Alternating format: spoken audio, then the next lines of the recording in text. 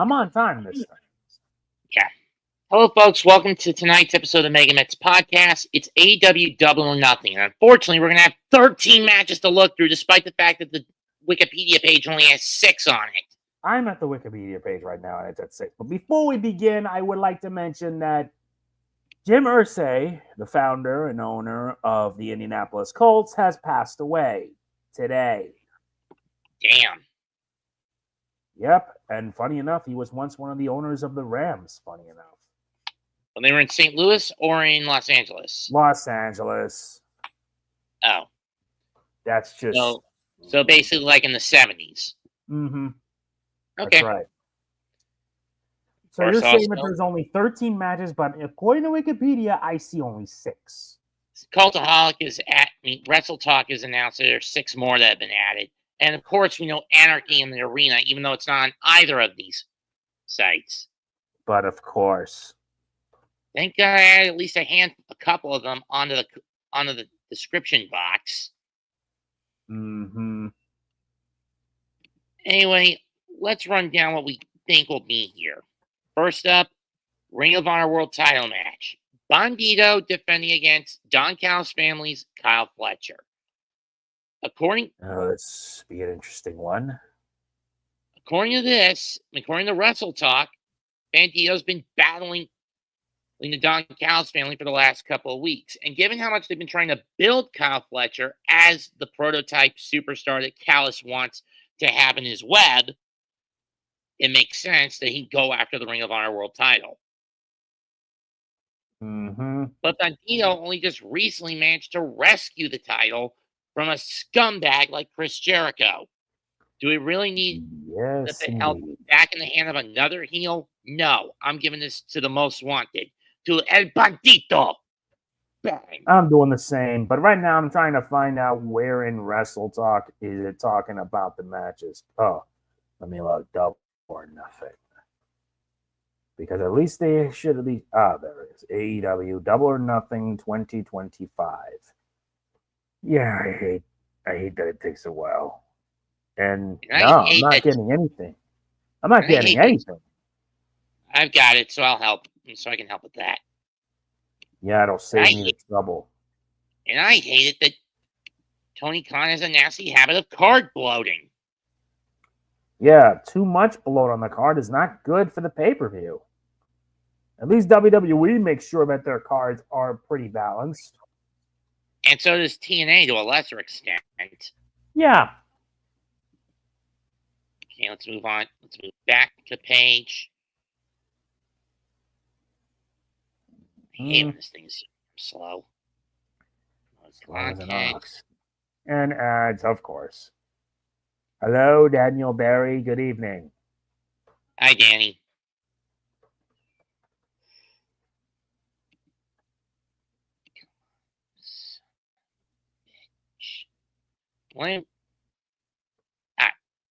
I just refresh back to the other page. Here it is. Roppongi Vice versus the Outrunners.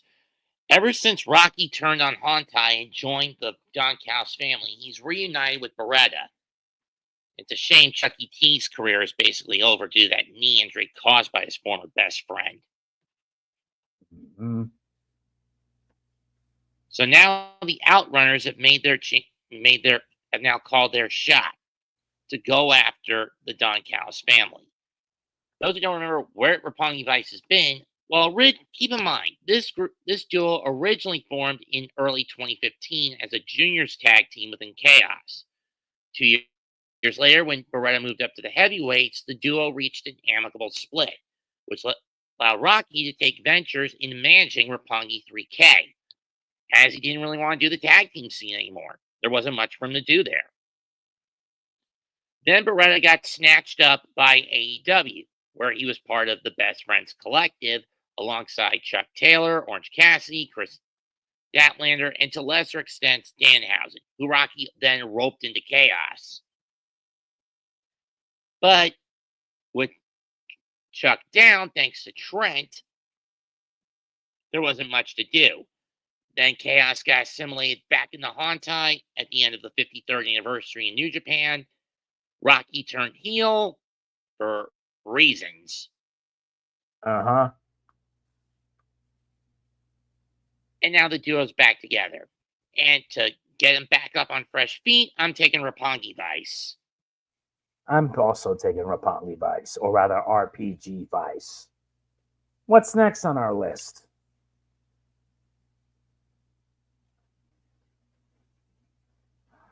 Oh, Continental title match, which I'm sure we'll get up there in a bit, is Kazuchika Okada versus Speedball Mike Bailey for the AEW Continental title.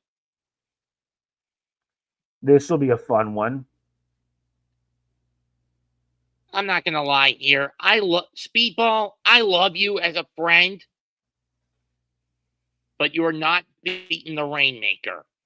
There is no way in hell he's going to end up being the Rainmaker. I wouldn't be surprised if he ends up commenting. We all know that he's basically cannon fodder for what's to come at either Forbidden Door or All In. Him versus Omega, where they unify both the AEW International and AEW Continental titles. That's all that's going to be there. No more, no less. Make it rain. I'm taking Okada to hold on to the title. I'll also vote Okada. Sorry, Mike, but you're not going to have a chance. Damn right he's not. Oh, the other match I think this thing skipped was Brody King against Josh Alexander. No brainer.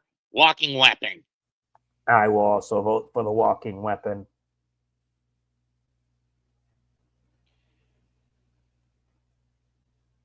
For the AEW TNT title, Anthony Bowens challenges Adam Cole, baby. Ever since Bowens and Caster broke up as the Acclaim, Bowens has been trying to go off on his own, and it's had horrible results for him. Mm-hmm.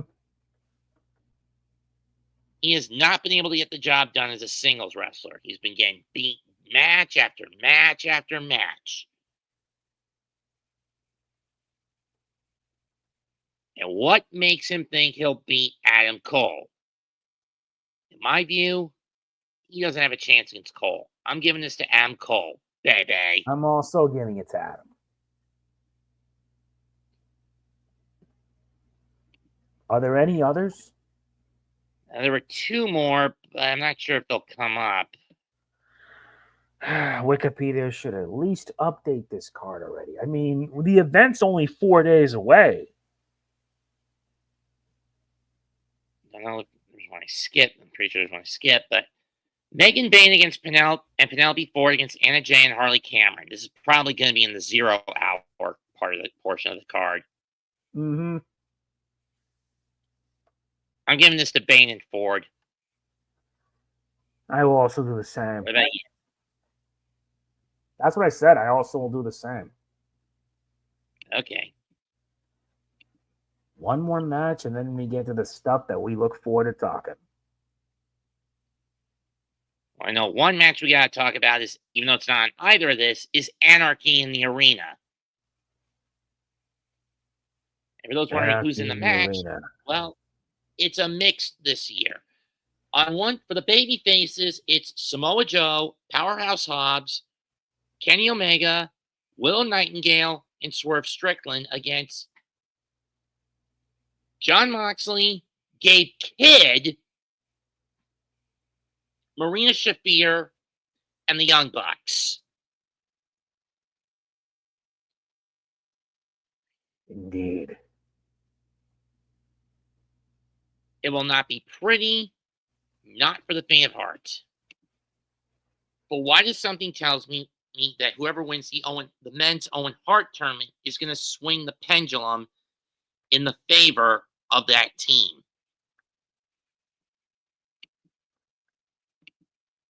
If you catch my drift. Uh-huh.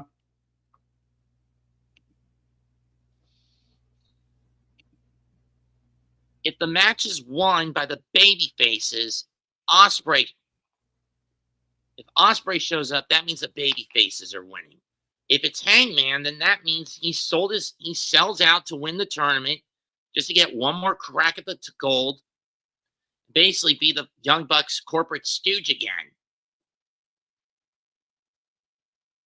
Know what I mean? Yeah. It's going to be tricky, but I'm going to play it safe and give it to the Death Riders, Kid, and the Bucks. I will also do the same. But of course, by the end of that night, I'm going to hope for one thing. The lights to go out in the Desert Diamond Arena, the home of the now Utah Mammoth.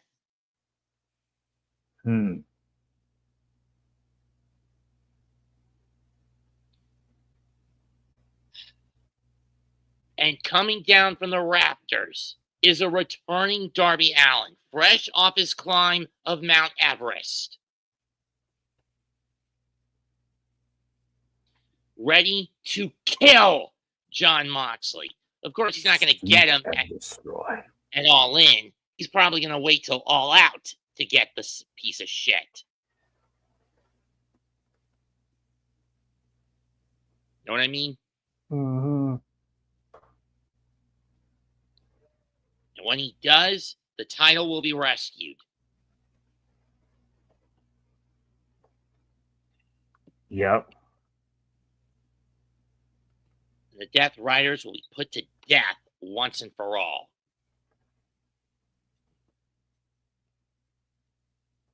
Anyway, now we move on to what we do have on the card, or on Wikipedia. Now so we far. get to the good part.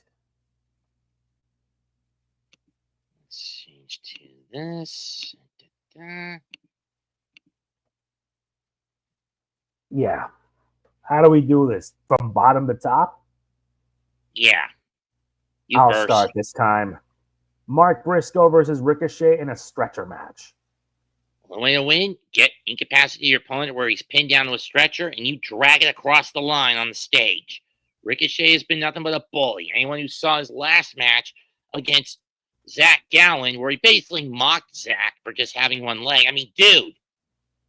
Low. I mean, the guy had his leg taken from bone cancer when he was 10. Yeah, it is low.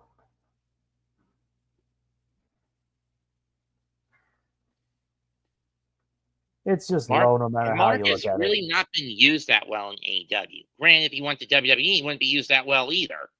I know. I'm giving it to Ricochet. I'm probably also doing the same, given how he is. FTR, Cash Wheeler and Dax Hardwood against Daniel Garcia and Nigel McGuinness? That's a first. And it's not even for a title match either. Nope, it's just a tag grudge match. Garcia looked up to FTR, and then at Revolution, they stabbed everything he stood for in the back. Just wow. Back when they basically incapacitated Cope for God knows how long. Mm-hmm. I'm going to give this to, I guess, Garcia and Nigel. That's pretty fair. I'll also do the same. Now we move on to the next match. A one-on-one match for the AEW Women's World Title. Timeless Toni Storm with Luther in her corner versus Mina Shirakawa. This is tough. Mina won an eliminator by pinning Toni to get the title shot. But do I think her momentum will help her win the title? No. It's not been that long since Toni won it.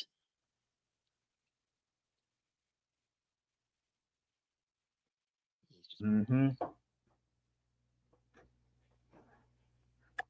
Jeez. If I wanted, I would have her retain. But what to do? What to choose? Good question. I'll just be out with it and make a guess. I'll have Toni retain. Same here. All right, let's move on. For the AEW tag titles, the Hurt Syndicate, Shelton Benjamin and Bobby Lashley defend against the ROH tag champs, the Sons of Texas, Dustin Rhodes and Sammy Guevara. For the tag titles. With MJF now in the Hurt Syndicate, this is a little odd. It is odd. But that said, I think the Syndicate has more of the momentum. They haven't held the belt long.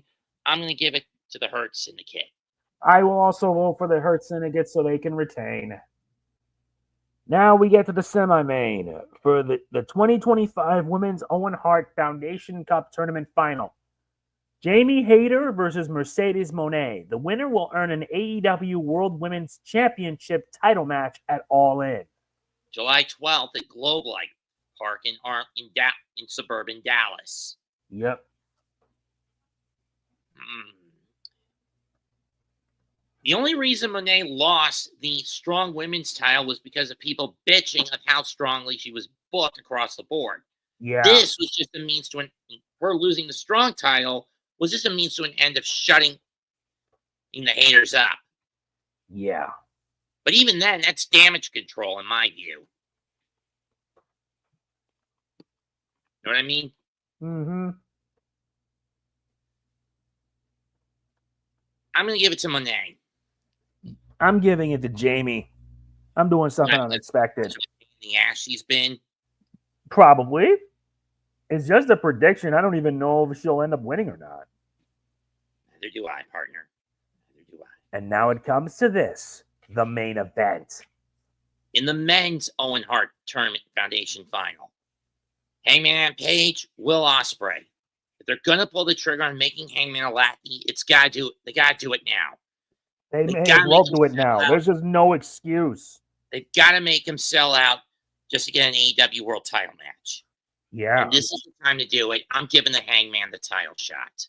The tournament and the title shot. I'm giving it to the Hangman. Cowboy shit is going to run wild. Very wild. I'm voting on Hangman Adam Page. Will I be shocked if the win goes to the aerial assassin? Yes. But do I think he'll win the title at All In? No. Mm-hmm.